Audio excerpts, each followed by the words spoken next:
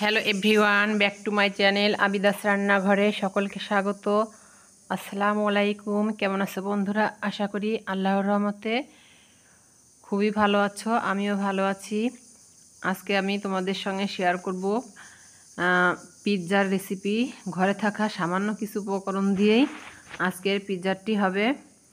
চলো দেখে নেওয়া যাক কীভাবে আমি পিৎজাটি তৈরি করলাম। পিৎজা তৈরি করার জন্য এখানে আমি 1 কাপ ময়দা নিয়েছি, দিয়ে দিচ্ছি সামান্য পরিমাণে স্বাদ মতো লবণ, দিয়ে দিচ্ছি 1 টেবিল চামচ ইস্ট,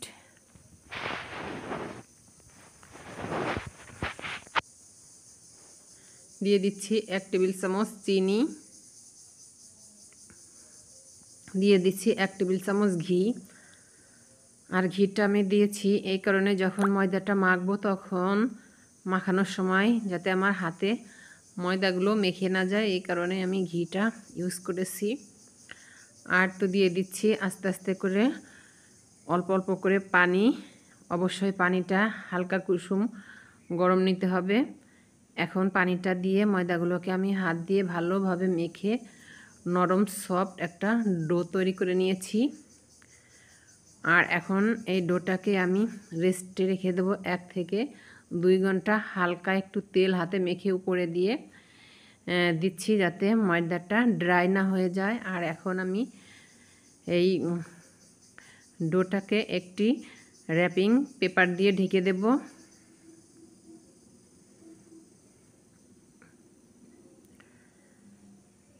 আর এই র্যাপিং পেপার দিয়ে ঢেকে এই ডোটাকে আমি রেস্টে রেখে দেব 1.5 থেকে 2 ঘন্টা।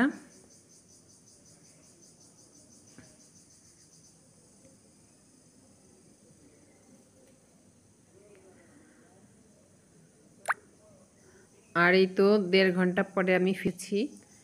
এখন আমি বাটির মুখ থেকে র্যাপিং পেপারটা উঠিয়ে নিচ্ছি।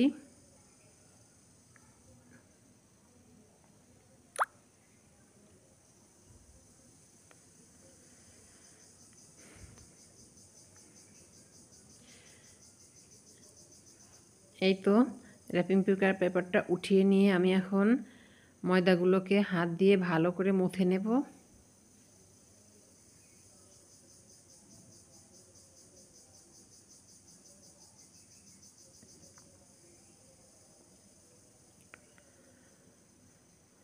আর আবারও একটু তেল আমি হাতে মেখে নিয়েছি। তেলটা মেখে নিয়ে ভালোভাবে ময়দার ডোটাকে মেখে নিতে হবে। আর অবশ্যই এই ডোটা একটু নরম হবে, তাহলে পিৎজাটিও খুবই ভালো হবে। আর এই তো ডোটাকে আমার মুথে নেওয়া হয়ে গিয়েছে। এখন আমি এটাকে গোল করে নেব।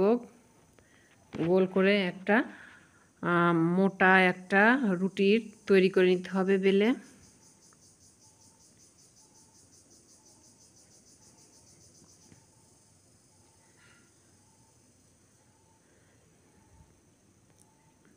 এই তো সামান্য একটু ময়দা আমি ছিটিয়ে দিচ্ছি। ময়দাটা দিয়ে এখন আমি এটাকে বেলুন দিয়ে বেলে নেব। আর এই পিৎজার যে রুটিটা হবে সেটি আমি আজকে একটু মোটা করেই বেলে নেব।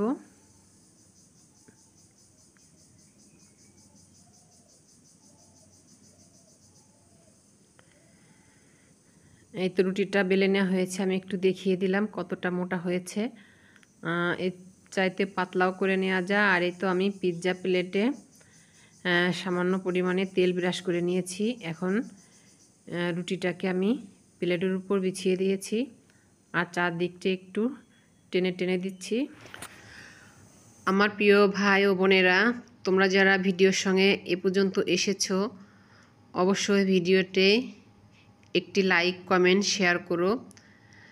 তোমাদের সুন্দর সুন্দর কমেন্টে ভিডিও বানানোর উৎসাহিত যোগায় আমাদের। আর আমার ভিডিওটি দেখতে দেখতে যদি ভিডিওর কোনো অংশে ভালো লেগে যায় তাহলে অবশ্যই চ্যানেলটিকে সাবস্ক্রাইব করে রেখো আর পাশে থাকা ছোট্ট বেল বাটনটি ক্লিক করে রেখো। তাহলে যখনই আমি নতুন নতুন ভিডিও আপলোড করব ভিডিওর নোটিফিকেশন তোমাদের কাছে সবচেয়ে আগে পৌঁছিয়ে যাবে। আর এই তো পিৎজার ভিতরটা এখন আমি কাঁটা চামচের সাহায্যে ভালোভাবে একটু কাচিয়ে নিচ্ছি, তাহলে পিৎজাটি যখন ব্রেক হবে তখন পিৎজার ভিতরটা ফুলে উঠবে না।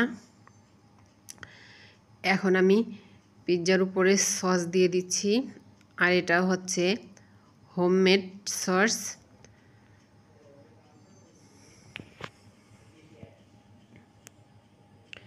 সসটা দিয়ে পিৎজার উপরে ভালোভাবে চামচের সাহায্যে ডলে দিচ্ছি চারদিকটা।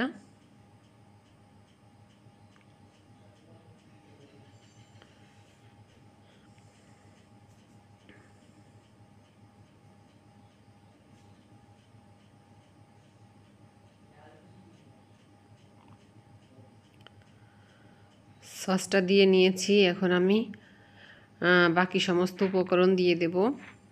আর পিৎজার উপরের পুরটা আমি আগে থেকে এই তো রেডি করে নিয়েছি। এই পুরটা আমি তৈরি করেছি মুরগির মাংস, পেঁয়াজ আর সমস্ত মশলা দিয়ে। এটাকে আমি ভেজে নিয়েছি, এটা অফ ক্যামেরা আমি ভেজে নিয়েছি। এখন উপর দিয়ে এই পুরটা দিয়ে চামচের সাহায্যে ভালোভাবে একটু ছড়িয়ে দিচ্ছি।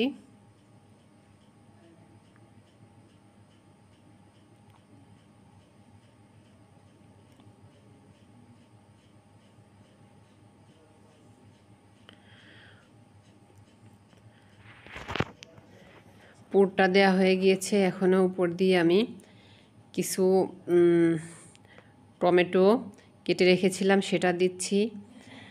অন্য অন্য সময় আমি যখন পিৎজা তৈরি করি ক্যাপসিকাম, চিজ অনেক কিছুই দেই, কিন্তু আজকে তো আমি বলেছি ঘরে থাকা সামান্য উপকরণ দিয়ে এই পিৎজাটি তৈরি করব। আর এই সামান্য কিছু উপকরণ দিয়ে পিৎজাটি তৈরি করেছি। পিৎজাটি মাশাআল্লাহ অসাধারণ সুন্দর খেতে হয়েছিল। যেহেতু পিৎজাটি খাওয়ার পরে ভয়েস দিয়েছি,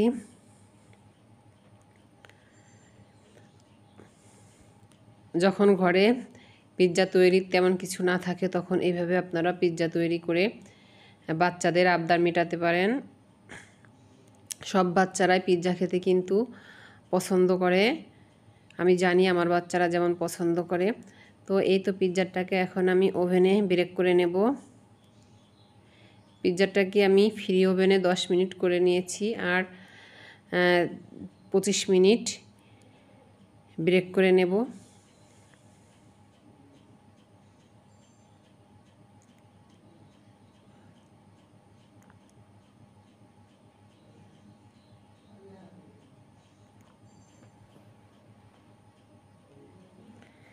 বন্ধুরা, তোমাদের কাছে আমার অনুরোধ থাকবে, তোমরা যারা আমার ভিডিওটি দেখো অবশ্যই ফুল ওয়াচ করো, আর টেনে টেনে ভিডিও দেখে কমেন্ট করো না। এই তো পিৎজাটি আমি ব্রেক করে নামিয়ে নিয়েছি। দেখো বন্ধুরা, মাশাআল্লাহ কতটা সুন্দর কালারফুল লোভনীয় হয়েছে পিৎজার রেসিপিটা, আর খেতেও মাশাআল্লাহ অসাধারণ হয়েছিল।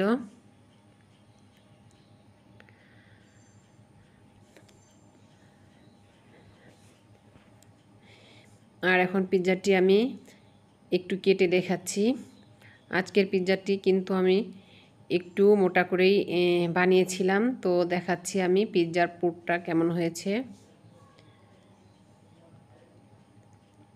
এই তো সাইড থেকে দেখাও কতটা সুন্দর হয়েছে। আজকের মতো নিচ্ছি বিদায়, দেখা হবে পরবর্তী এপিসোডে। আল্লাহ হাফেজ।